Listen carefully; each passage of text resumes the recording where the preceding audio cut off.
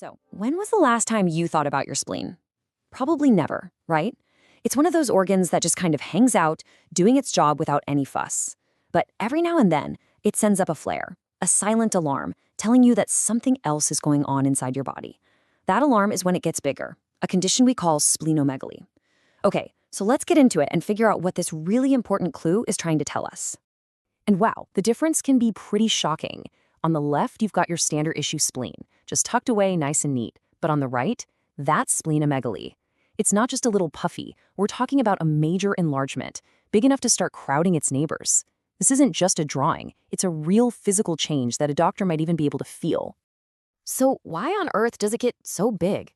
Well, before we can answer that, we have to get to know this unsung hero a little bit better. What is the spleen even supposed to be doing all day? Think of your spleen as your body's ultimate smart filter, or maybe a high-tech security hub. It sits right up under your diaphragm, and its whole world revolves around your blood. It is constantly scanning, cleaning, and managing some of our most critical biological resources. You know, you can almost think of the spleen as two different facilities in one building. First, you've got the red pulp. This is the filtration plant. It's yanking old, worn-out red blood cells out of circulation to keep things running smoothly. Then you've got the white pulp. This is like the immune system's barracks, storing an army of white blood cells, ready to be deployed to fight off infections. And that brings us to what is, without a doubt, the single most important idea in this whole explainer. An enlarged spleen, splenomegaly, isn't a disease itself. Nope, it's a clue. It's your body waving a huge flag that says, hey, pay attention. The real problem is over here. This quote from a medical journal just nails it. It basically says that diseases that start in the spleen are incredibly rare. So when doctors find an enlarged spleen, they know they're not at the end of the story. They're at the very beginning of a medical investigation. That spleen is their first big lead. Okay, so if the spleen is just the messenger, then who are the bad guys?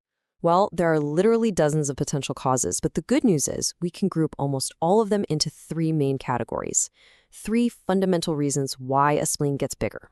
Now, this flowchart might look a little intimidating, but trust me, it's pretty simple. It all boils down to those three main pathways. You've got work hypertrophy, which basically means the spleen is being overworked.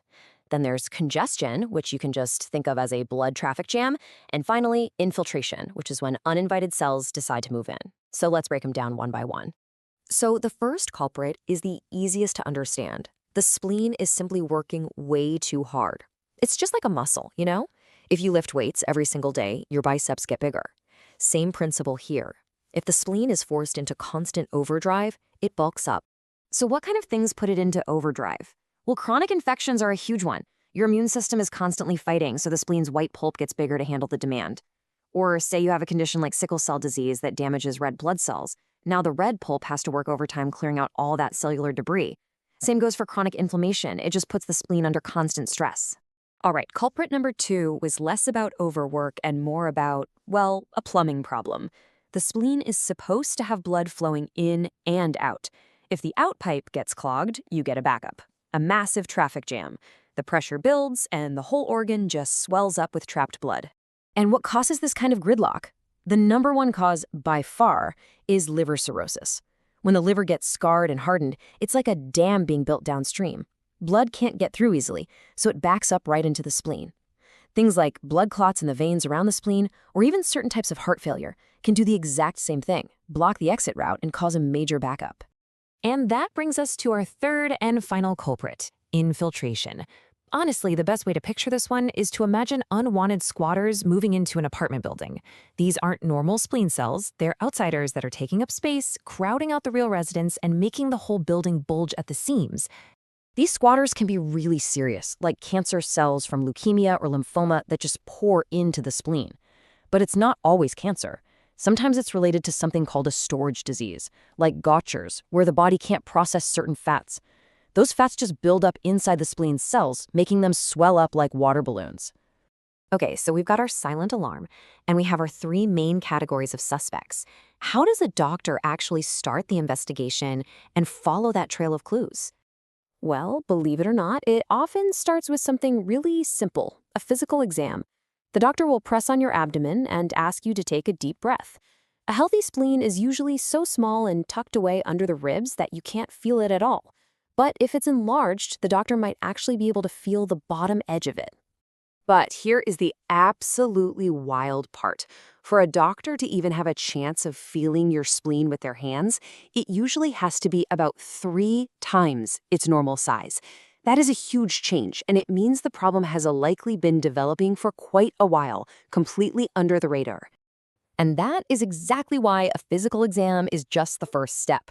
To really know what's going on, doctors turn to imaging. An ultrasound is often the go-to because it's quick and gives a great view. If they need even more detail, a CT scan can give them a crystal clear picture of the spleen and everything around it, which really helps narrow down that list of suspects. Now, this is where the story takes a fascinating turn. It turns out that the most wanted list of culprits for an enlarged spleen looks completely different depending on where you are in the world. For example, look at this study from a hospital in Pakistan. An incredible 64%, nearly 2/3 of all cases were caused by chronic liver disease. Why? Because rates of hepatitis B and C are much higher in that region. And look at the next biggest cause, malaria, at 16%. In a place like the United States or Europe, that list would look totally different. And this right here is why that single clue, the enlarged spleen, is so incredibly powerful. The conclusion of that study isn't just a medical finding, it's a public health roadmap. By tracking what's causing splenomegaly, they can identify the biggest health threats facing their whole community. The silent alarm in one person becomes a huge warning siren for an entire population. So if you take just one thing away from all of this, let it be this. An enlarged spleen isn't the problem, it is the clue. It's the body's brilliant, built-in way of pointing to a deeper issue, forcing us to ask the right questions and start searching for the real answers. It really makes you think, doesn't it? Our bodies are constantly sending out these complex signals and alarms. The spleen is just one example. So it kind of leaves you with this one last question. What other silent signals might our bodies be sending us right now, and are we paying close enough attention to listen? So